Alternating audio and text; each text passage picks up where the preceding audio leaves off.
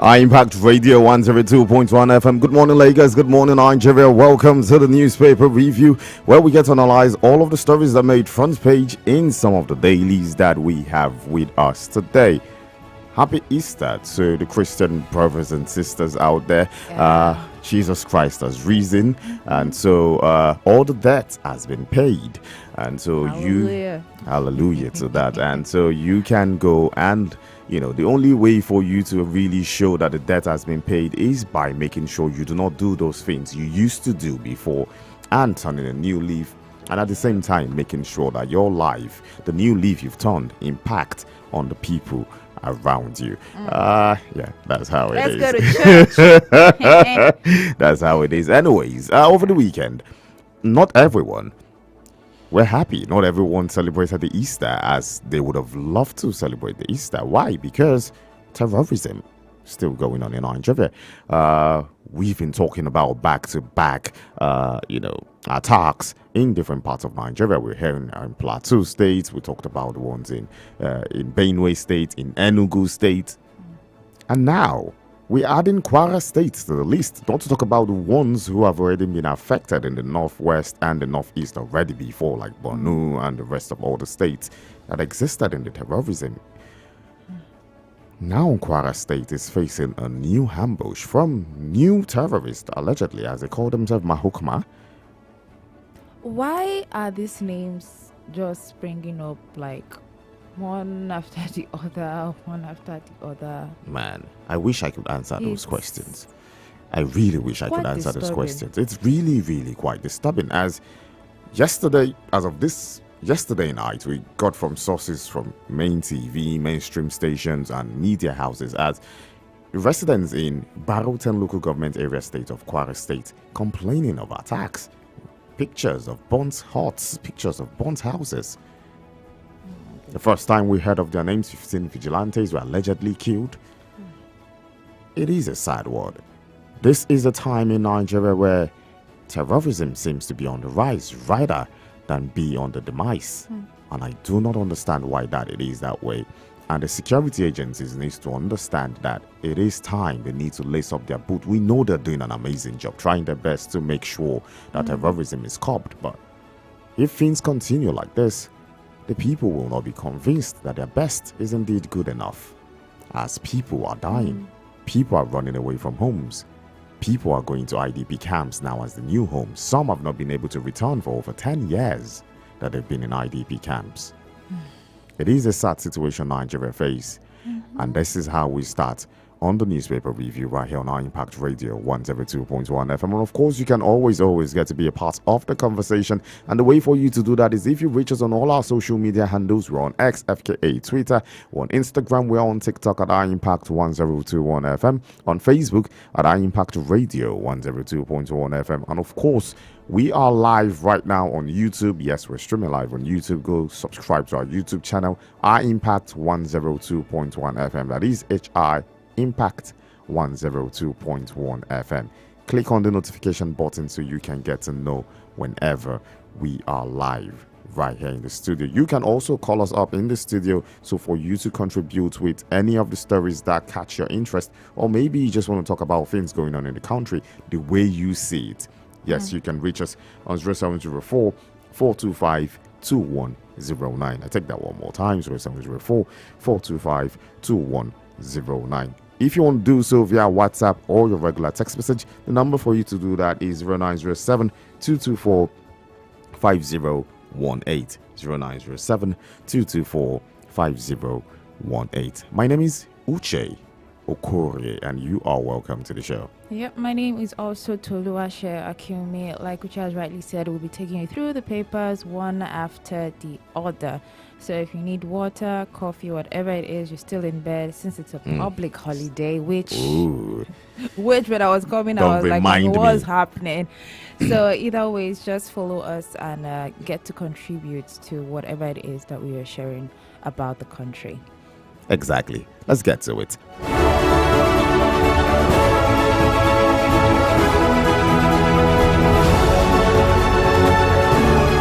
Talking about getting to it, we will be starting with the Daily Trust this morning. And the Daily Trust leads with a story. It says, Nigeria descending into tyranny. And this one is coming from Bakari, and it has two writers to that story. It says, ACF Kuka, others decry worsening insecurity. Tinubu determined to do more on security. That is according to the presidency. You find this story on page 3, 4, and 5 of the Daily Trust. On the front page of the Daily Trust as well, you get to see image of Christians during a Sunday service. This has to do with Easter Sunday, as today is also Easter Monday. Underneath that one, Baba Ahmed, from presidential advisor to critic, two writers to that story, says Northerners won't vote blindly in 2027. Underneath that one, he says he is flirting with opposition. That one is coming from Onanuga. Who is he talking about? Well, you need to go look at page 6 of the Daily Trust for you to find out about that particular story. Underneath the nameplate of the Daily Trust this morning, Bauchi Governor, Foreign Affairs Minister's rivalry escalates. Bauchi Governor, Foreign Affairs Minister's rivalry escalates. You find that story on page 8. Why are they in a rivalry, you might ask? You need to go look at those details on the Daily Trust newspaper this morning for you to get all of the story you need.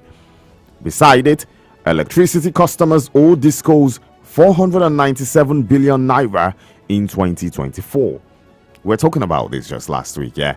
Talking about how the 4 trillion debt being owed to the discos, and the government talking about, the federal government said they were going to pay a subsidy. I think 2 trillion of that debt was going to be covered by the federal government, according to the newspapers last week. Just 2024 alone, 497 billion naira. It is a lot. It is a huge. And I want to speak from the sides of those who are metered now. As individuals, you and I, who probably are under the metering thingy, because not all Nigerians are metered, as the case may be. Some are still direct. For those who are metered, and the ordinary Nigerians, most of us are not owing that debt. Yes, because we are, when it comes to meter, one is quite disciplined. You don't want to, you know, of your course, pay. it's So you know you're it's not gonna what put you everything it's what out you put there. in your meter is what you're going to use. So there's no how we are owing. So why not this discourse? Explain to us, who are the 400 people owing this 497 billion naira? Because when you say electricity customers, I'm part of electricity customers. I know I'm not owing. Are you owing? I know you're not owing. It's probably maybe those who are still on direct. Probably. Huge. And that is huge. And that goes to show how much It is. the discos themselves need to do to make sure that everybody goes under metering. And we remember some article which came out about 2 weeks ago, where they were talking about it would take about 13 years before the about 79 million people who are not metered at the moment, 79 to 93 million people, I'm not sure about the number now, who are not metered, to be metered. Why did they do that? Because they used the calculation of the last amount of people who got metered. I think last year was about 500 and something thousand. And if we use that calculation with the population of people who have not been metered, that's about 11 to 13 years to get to do that. So it's important that the discos need to also do their part to make sure that everybody is metered. And once everybody is metered, we know the everyday Nigerians who use this stuff won't owe, because it's what you put in that you're going to use. So now, what about the government organizations? What about the parastatals? What about the buildings of the governors, of the presidents, the Aso Because Rocks? that is also included. It's also included. The universities as well. True. Included. So much needs to be done. I've always been an advocate of, especially for the universities, there needs to be some sort of way all our universities will be self-sufficient when it comes to electricity. I mean, that's even for the places that actually have electricity. Oh, don't get me to that as well. So, Man, that is also another thing. that is another huge one. Seriously. Anyways, other story which you can find, and the last story which is on the Daily Trust this morning. This one says flood kills free, destroys 10,000 hectares of rice farm in Niger. Oh, I beg your pardon. Flood kills free, destroys 10,000 hectares of rice farms in Niger. That story you find on page 7. It's Niger State and not Niger, the country. Anyways, that's the much we can take for the Daily Trust.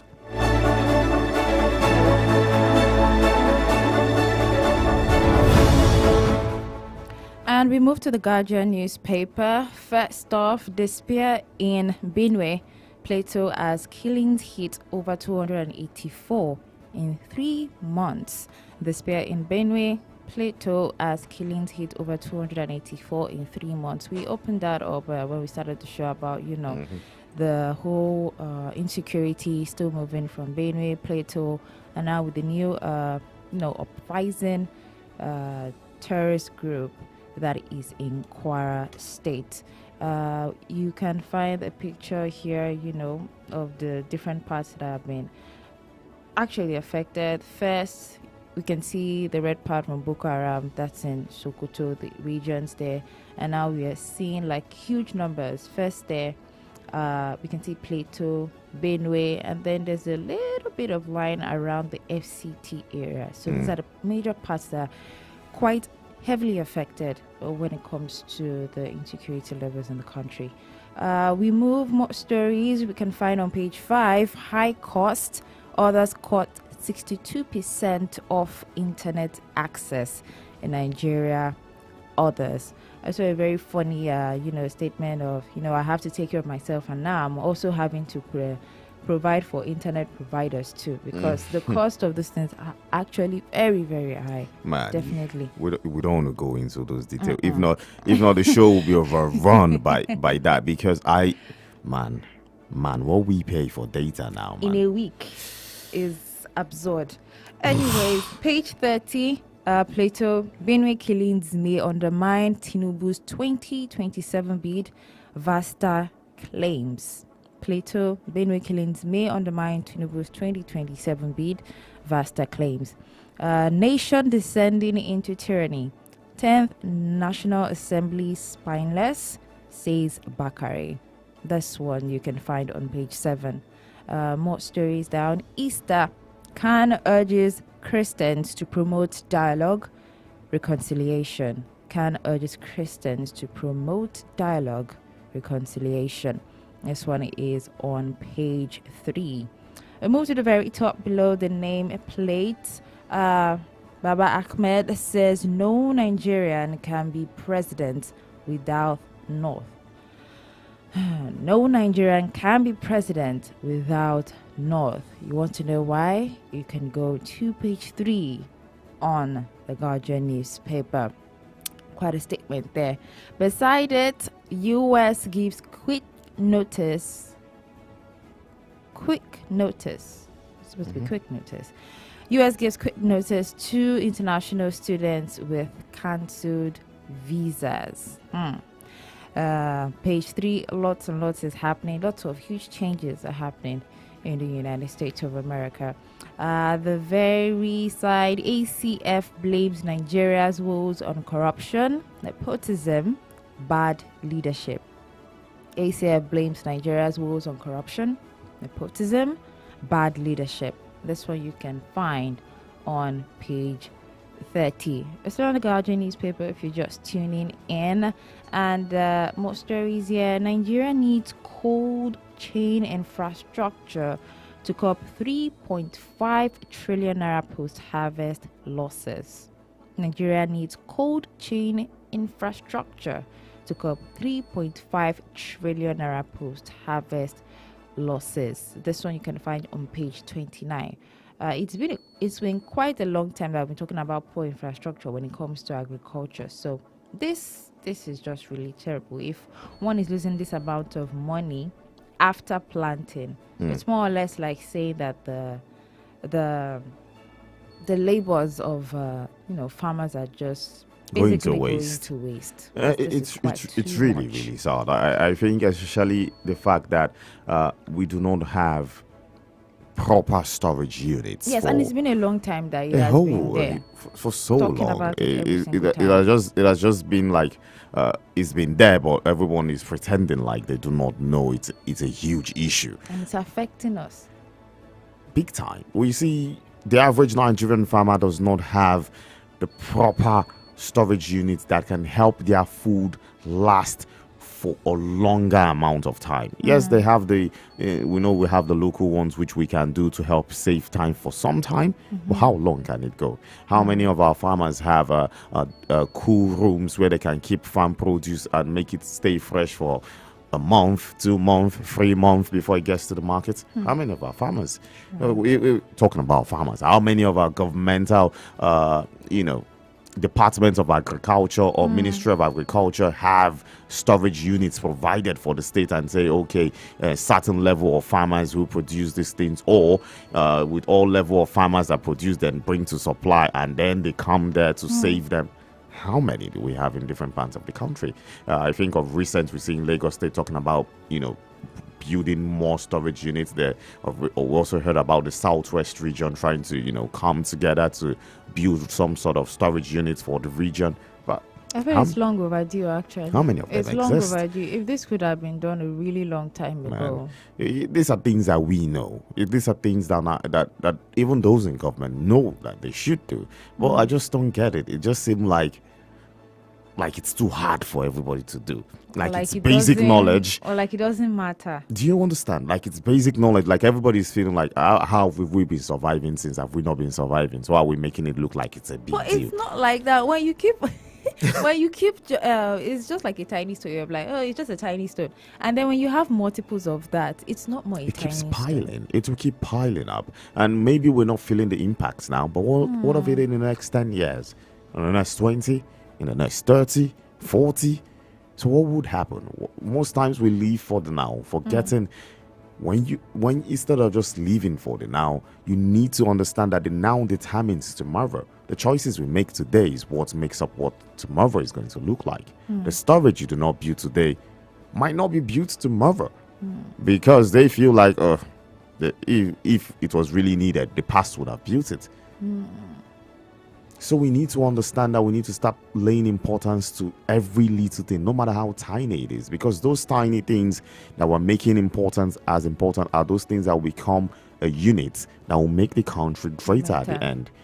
Imagine we have storage units in our farming industry, capable storage unit. It means food won't be going to waste. We won't be having situations where things become expensive. Later they'll say, no, it's not corn season. That's why you've stored so much. Me and corn again, yeah. No, it's not even that. It's the whole statement about it's not the season. It's not the season, that's why it's very expensive. It's because there are no storage units. With the whole tariffs that are happening in US now, maybe things will start turning around. That's if we take advantage of it. Hopefully. Okay. Hopefully. So that is about the infrastructure in Nigeria, about the 3.5 trillion naira post-harvest losses. Quite a lot. This particular story is on page 29. And then lastly, on the Guardian newspaper, SEC warns bloggers, influencers against promoting unregistered investments. SEC warns bloggers, influencers against promoting unregistered investments. This is quite interesting. This is on page 19. I see a lot of it. Yeah, I think this is a fallback from the CBEX thingy. It's a huge fallback, and it is true. Let's be honest with ourselves. I think there needs to start being consequences. In as much as you feel you're just a blogger, you're just promoting something, but people lives got ruined. I guess people don't really see it as that. Once they see that there's a payment made and they feel like, it's a business, they're trying to help people. It shouldn't be so. It shouldn't be so. They forget that people are influenced by the fact that some people went into that business maybe because a particular influencer who they feel like, oh man, this guy can't be a scam. He can't follow anything that has to do with scam. Oh, let me invest in it because of, I trust this influencer. He won't support scam. Oh, I trust this musician, this comedian. He has so much money. Why would he want to put himself involved in fraud? Do you get me? So there should be consequences. When people like this promote things like this and it turns out to be something not legit, let them also, bear a bit of the brunt. They don't have to go to jail, but at least let them go through the whole mud of everything going on, visuals, their name placed out there for people to see that, this person is not really someone who you can trust completely and say, he won't support fraud. Obviously, he has supported one. Now, so put their name out there. Let people know that, okay, this person is not as a saint as you think he is, and you shouldn't make decisions basically because this person, is known or he supports that particular thing. So there needs to be some sort of consequences, because after all of this, most of all those influencers, they've cashed in their 100 or to 200,000 or whatever promoting the business. Many of them won't even invest in it, and people's life have been ruined, people's money have been taken. Hopefully the EFCC gets to, the EFCC promised, well, not promised, they say they will do their best to make sure that they recover most of these funds, and we hope that happens, because it's not really easy. It's not easy to recover, if we're going to be honest with ourselves. So is that the much for the Guardian this morning? Yep, that is.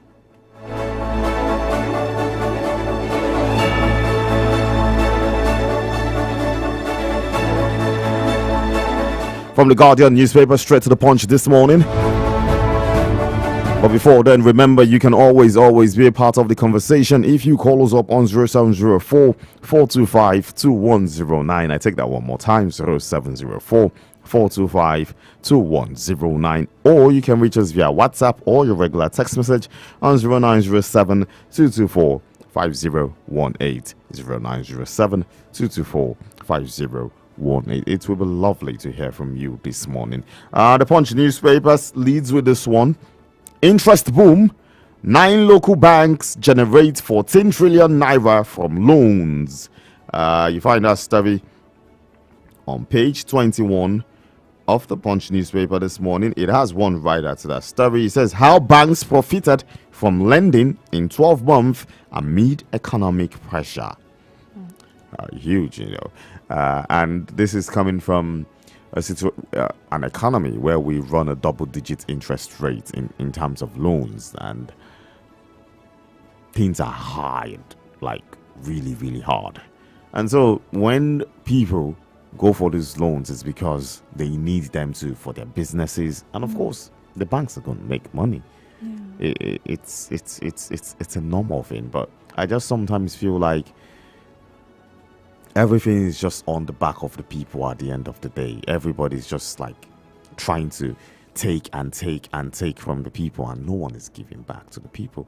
I mean, I believe that if an institution or a body or organization is set up, in as much as they will make money, I think one of the main reasons why those bodies are actually set up is to help or assist. Well, the main reason why they're set up is to make money. But I mean, they also realize to a great extent, there are things that they can do, but let's be honest with ourselves. The assistance they can do is also give loans, which they are doing. You won't blame them if the interest rates provided by the central body is high. They are going to take their interest rate. So I think it has to do more with the policies being created. What are the policies being done so as to help the people? Because a double-digit interest rate is huge.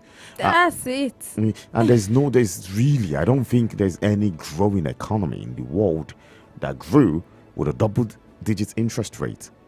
I don't think so. I might be wrong, but to the best of my knowledge, in all growing economy that I've seen that did grow, we're talking about from times of Singapore, talking about the US, the UK, amazing countries that have grown their economy from the ground up. I don't see any of them who run a double-digit interest rate. And this is something that has been spoken about for years. I can remember when I was in the real estate industry, in terms of the media real estate industry, we were at a double-digit interest rate, but that was at 17% as of that time, and it was a huge complaint.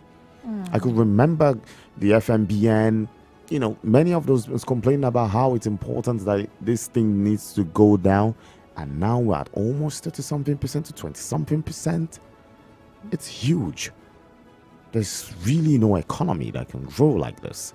It will be hard for people when you come to borrow over 100,000 naira and you have to pay an extra 30% of that 100,000 naira. So how much are you going to gain in the business at which you use the 100,000 naira you're making?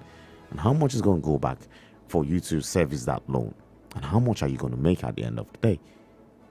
It means most people have to keep going back to get those loans, back and forth, back and forth, back and forth. And at the end of the day, you realize they're not really making money. They're only just surviving. everyone is on survival mode now. How many people are really making money and really excelling at it? Most people are just surviving. It's just a turn around, just be able to feed, be able to eat, be able to pay the bills, go back. Circles, just going round in circles. Are there really breakthroughs? Moving on.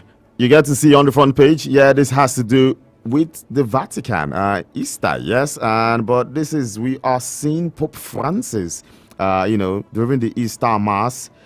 We know he has been a little bit ill for some time. He has been on a wheelchair and all that. So seeing him outside, conducting the Vatican Mass for Easter, I'm so sure that's good news for most of the Catholic faithfuls. And so we wish him good and speedy recovery. It's obvious he's getting better, and hopefully he keeps getting better that way. Underneath that one, State Police off agenda as NEC meets Thursday. We find that story on page 2 of the Punch newspaper this morning. Beside that one, judgment analysis reports to LPDC. Falana Des Wike. Judgment analysis reports me to LPDC. Falana Des Wike. That story you find on page 29. Beside it, indebted retirees risk losing homes, says FG. Indebted retirees risk losing homes. That story you find on page 7 of the Punch newspaper this morning. Above the nameplate of the Punch today, we see emergency. PDP governors get Supreme Court hearing date this week. Page 7 is where you find that story. This has to do with the emergency rule going on in Rivers State at the moment.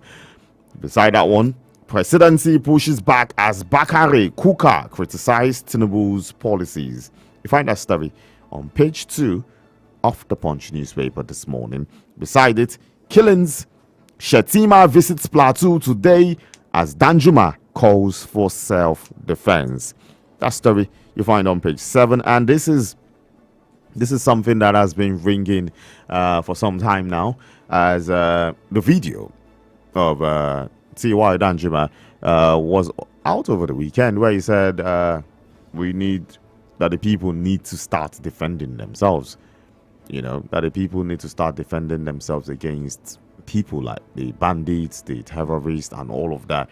We also saw the Plateau State governor, after the killings of about 51 people, talk about probably it's time for self-defense.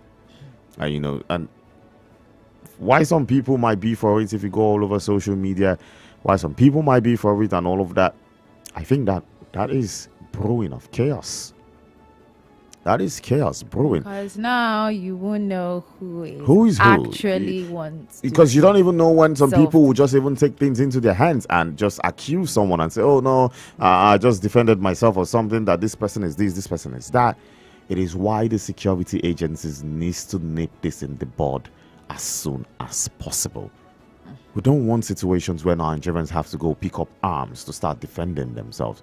Who's going to get those arms away from them? So the security agencies needs to make sure this comes to an end, and it needs to come to an end as soon as yesterday. I mean, at least I feel like something should be done first before you even tell the people to start doing some self-defense. Well, I don't know. These are people who are not in. Well, T.Y. Danjuma is no longer in the political space, but at least he's a huge name in the Nigerian affairs. But the people, when people hear this, the people want to defend. But would you blame them when they've seen their brothers and sisters die and nothing was done? When they've been sent out of their homes and they can't go back to their homes. Some of them can't go back to their farms. Would you blame them if they say, oh, maybe the security agencies are not coming to save us? Why not we save ourselves? Would you blame them? You wouldn't blame them at the end of the day. So the security agencies needs to act now and make sure that they nip everything in the bud. I'm not really in support of self-defense because it can lead to chaos at the end of the day. The security agencies needs to act fast and make sure that all of this does not happen again. The people who have not been able to go home from the IDP camps can return back to their homes, because that is the only way they can feel like insurgency has been defeated. But if you've been chased out of your home for over 10 years because of terrorism and you've not been able to go back, and you want to tell that same person that there's no terrorism anymore, if there was no terrorism, he'll be back in his home, back in his farmland. Anyways, one more story on the Punch newspaper, which is the last story for the Punch newspaper. And it says, power crisis, FG turns to banks for $23 billion lifeline. Power crisis, FG turns to banks for $23 billion lifeline. You find that story on page 23 of the Punch newspaper this morning. And that's the much for the Punch.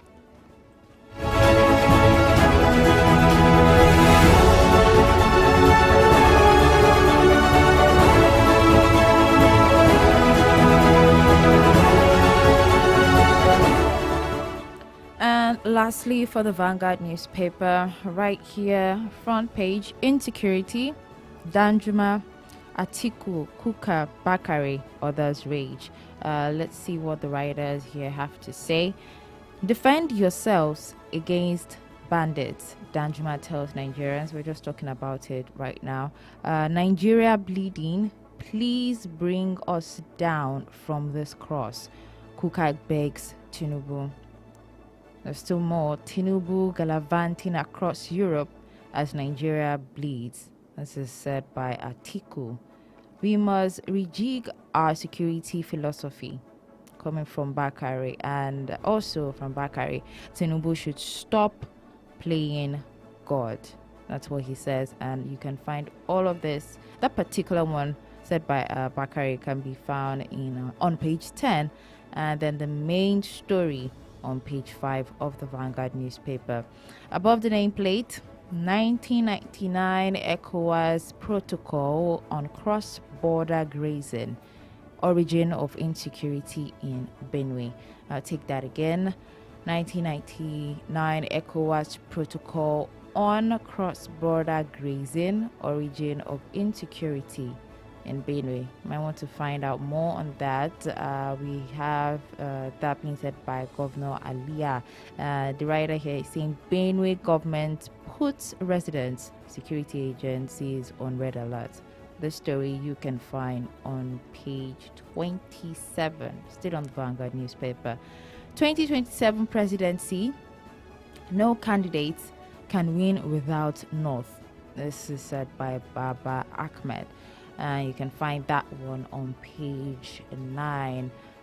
Below the pictures concerning the story of the insecurity, we have retirees abandon pension plan over failed scheme. Take that again. Retirees abandon pension plan over failed scheme. Annuity uptake crashes by 76%. Experts call for NDIC structure in insurance sector. And lastly, affected annuitants lament. This one you can find on page 19. Nigeria for crude. Federal government plans fresh crude cargoes for Dangote refinery. And you can find this one on page 8. On page 6, we have the story concerning the death toll in Lagos building collapse rises to 5, 15 rescued. And we have more stories beside before we take the one from sports. Dati to Malami, CPC bloc will continue to support Tinubu's government. That one is on page 9. And still on page 9, SEC to celebrities, influencers, bloggers, stop promoting Ponzi schemes. Stop promoting Ponzi schemes. On the sports section on page 30, we have Eagles begin CAF under 20 AFCON title chase.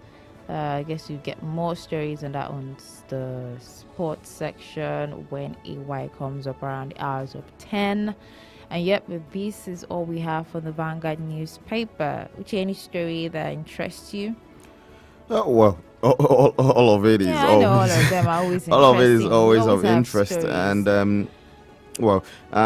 but one of the things I think we should talk about is because it has to do with retirees abandoning, pension plan over failed scheme, and these people. And I think we should talk about them because retirees are one sect of people that seems to always be neglected in this part of the world. I don't know for all. I don't think it happens for all parastatals in the Nigerian system. I think for some parastatals they get their due when it's supposed to be, but for many, it doesn't seem to be like so.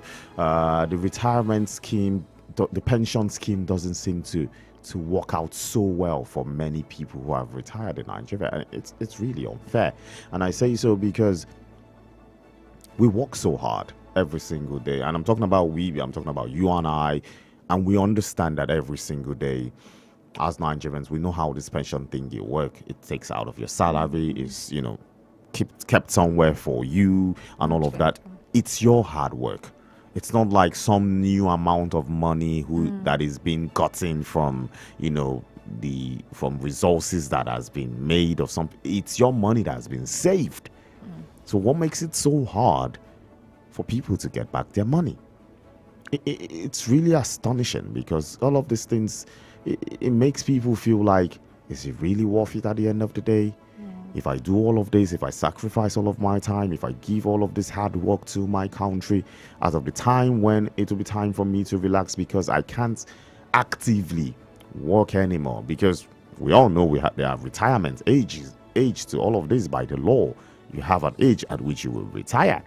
So it's not even, for some of them, they don't even want to. If they have to, they will keep working so as to keep making money. But they have to retire because the law says you have to retire. And after that, after all my 30 years of hard work and the money you've saved, I still have to sweat and toil and beg and cry and die just to get it. It is unfair. The pension scheme in Nigeria needs to be revitalized. It needs to be revisited. It needs to be restructured. Whatever any English, properly followed after whatever way, it needs to be done. These people need to be treated way better than how they've been treated. They've sacrificed years for the country. They are part of the reasons why we still have some sort of system existing. Because if the people do not work, irrespective of how bad or how poor we think the system is, if there's nobody working, there won't even be a system at all. And after all their hard work and after all the years spent, they still have to beg, they still have to cry, and many still have to die before their family will even be able to see an ounce of the money that was worked hard for them for. It's not good. It's not a good taste. It's not a good feeling. It doesn't assure us as Nigerians that there's light at the end of the tunnel, because even now that I have a job and I'm doing my thing, when I'm supposed to be resting and relaxing, I might not be. I still have to struggle to beg for my own money. It makes no sense. Our retirees shouldn't be treated that way. It needs to be stopped and more needs to be done. That's what I think about that paper. And that's the Vanguard for today, yes? Yep, that is all. And that's how we call it a day on today's edition of the newspaper review right here on impact Radio 102.1 FM. Tomorrow will be another exciting edition of the show, so we ask you to be here with us to enjoy every bit of it. Thank you so much for being a part of today. Until we come your way again tomorrow for another exciting one, my name remains Uche Okorie. And my name is Toluwashe Akiomi. The Morning Impact Show continues while you're home. Just make sure that you're tuning to this frequency. Very soon, Dr. Successful Somi will be up here to tell you much more about how to make money, multiply it, and also manage it. Do take care of yourself.